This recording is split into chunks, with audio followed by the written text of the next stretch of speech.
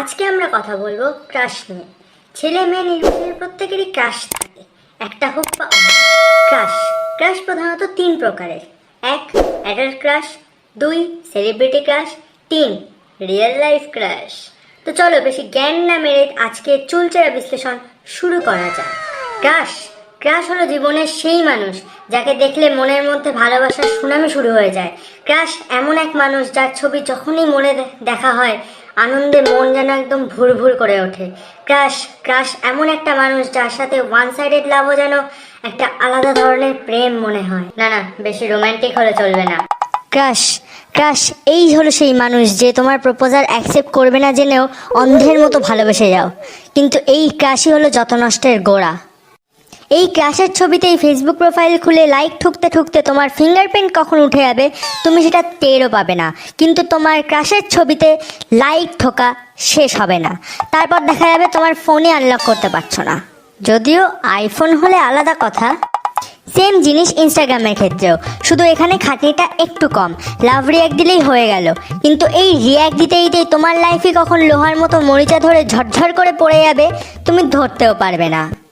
তারপর যদি তুমি তার সব ছবি সেভ করতে শুরু করো তাহলে তো বস তোমার ফোনের মেমোরি শেষ হয়ে যাবে, গুগল ড্রাইভে 15 জিবিও শেষ হয়ে যাবে, কিন্তু ছবি সেভ করা না না না না না, জীবনেও শেষ হবে না। আফটার অল ক্রাশ বলে কথা।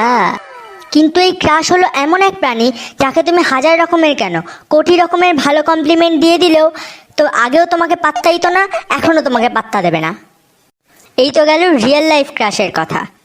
এবার আসা যাক সেলিব্রিটি ক্রাশের কথায়। উফ ভাই রে ভাই, সেই কি রূপের ঝলক!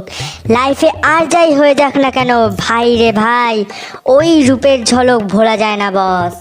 কিন্তু ভাই এই ক্রাশটা মাঝে মাঝে এমন ছবি পোস্ট করে আর সেটা এমন সময় স্ক্রিনের সামনে চলে আসে, সেটা তখন বাবা নয় মা কারো না কারোর চোখের সামনে আসবেই আসবে। আর বাকিটা কি? বাকিটা ইতিহাসে স্বর্ণাক্ষরে লিপিবদ্ধ হয়ে গেল।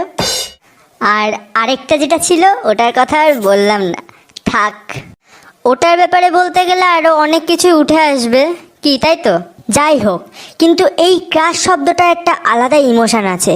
যখন কেউ তোমাকে বলবে তুমি তার ক্রাশ, উফ ভাই রে ভাই, সেই আনন্দ বস ভোলার মতো না।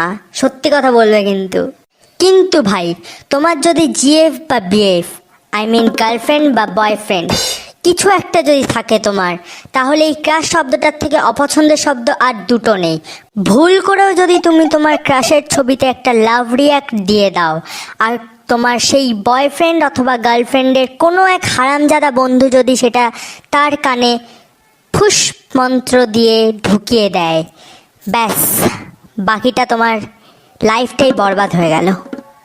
তোমাদের ওই সুখের রিলেশনে এমন আগুন লাগবে না, জল কেন লিকুইড নাইট্রোজেনের ট্যাঙ্ক ঢেলে দিলেও সেই আগুন জীবনে কোনোদিন বুঝবে না। তো বস সেই জন্য বলছি, একটা ভালো উপায় দিচ্ছি, ক্রাশ জিনিসটার থেকে তোমরা অনেক অনেক অনেক আলোকবর্ষ দূরে থাকো, তাতেই তোমাদের মঙ্গল। আর এবার যদি বলি আমাদের মতো জন্মগত সিঙ্গেলদের কথা, ভাই রে ভাই, ক্রাশ জিনিসটার থেকে আনন্দের জিনিস আর কিচ্ছু নেই ভাই। না মানে আমি মার কথা বলছি না, মা তো হলো লাইফের প্রথম বান্ধবী যার সাথে সব কথা বলা যায়। যাই হোক, ব্যাক টু দ্য পয়েন্ট। উফ ভাই, সেই আনন্দ বলে বোঝানোর মতো না বস। যাই হোক, সবশেষে একটা কথাই বলতে চাই, সবাই ভালো, কেউ বাজে না। আর আজকের এই চুলচেরা বিশ্লেষণটা এখানেই সমাপ্ত করছি।